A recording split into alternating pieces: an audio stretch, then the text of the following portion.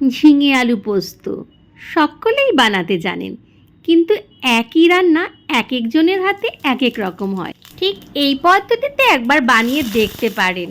সর্ষের তেলে প্রথমে 5 ফোড়ন, শুকনো লঙ্কা, তেজপাতা আর একটা পেঁয়াজ কুচি দিয়ে ভালো করে একটুখানি নাড়াচাড়া করে নিয়ে তারপরে এর মধ্যে দিয়ে দিলাম ঝিঙে আর আলুটা। খুব ভালো করে একটু নাড়াচাড়া করে নেব 5 থেকে 6 মিনিট।